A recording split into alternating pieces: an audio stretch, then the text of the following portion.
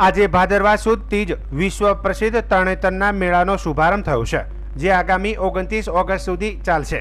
વિધાનસભાના નાયબ મુખ્ય દંડક જગદીશભાઈ મકવાણા તેમજ ચોટીલાના ધારાસભ્ય શ્યામજી ચૌહાણ, પ્રકાશ વરમોરા, જિલ્લા કલેક્ટર, જિલ્લા વિકાસ અધિકારી, જિલ્લા પોલીસ અધિક્ષકની ઉપસ્થિતિમાં મેળાને ખુલ્લો મૂકવામાં આવ્યો હતો।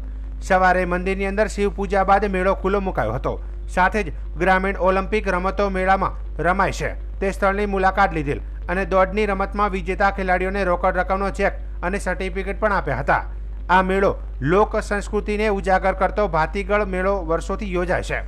ધારાસભ્યે વધુમાં જણાવ્યું હતું કે ભારતની સંસ્કૃતિ એ ઉત્સવ પ્રિય સંસ્કૃતિ છે, જે પ્રાચીન યુગથી ઋષિમુનિઓએ આપણા ધાર્મિક તહેવારો અને ઉત્સવોના મેળાઓ સાથે જોડીને ઉત્તમ પરંપરાનું નિર્માણ કર્યું છે। મેળાના ઉદ્ઘાટન પ્રસંગે નાયબ મુખ્ય દંડક જગદીશભાઈ મકવાણા, જિલ્લા કલેક્ટર, જિલ્લા વિકાસ અધિકારી, જિલ્લા પોલીસ વડા તેમજ જિલ્લાના ધારાસભ્યો પ્રકાશ વરમોરા, શ્યામજી ચૌહાણ સહિત મોટી સંખ્યામાં લોકો ઉપસ્થિત રહ્યા હતા। આજે તરણેતરનો વિશ્વવિખ્યાત ભાતીગળ લોકમેળો, જેને ત્રિનેત્રેશ્વર મહાદેવની પૂજા અર્ચના કરી આજે આ લોકમેળાને ખુલ્લો મૂકવામાં આવ્યો છે।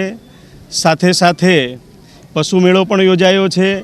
અનેક પ્રકારની ગ્રામીણ ઓલિમ્પિક રમતો પણ અહીંયા રમાવાની છે। આ વિસ્તારના લોકો પોતપોતાના અવનવા ટ્રેડિશનલ ડ્રેસમાં પણ આ મેળાની મજા માણવા માટે સૌ ઉપસ્થિત થયા છે। થાન, ચોટીલા, મૂડી અને ચોબારી વિસ્તાર જૂના મૂડીના સ્ટેટમાં સામેલ હતું એક જમાનામાં। એટલે બહુ જ જૂની અમારી એક અહીંયાની પરંપરા છે અને આ પરંપરા મુજબ અમે દર વર્ષે અહીંયા આની ઉજવણી કરી છે।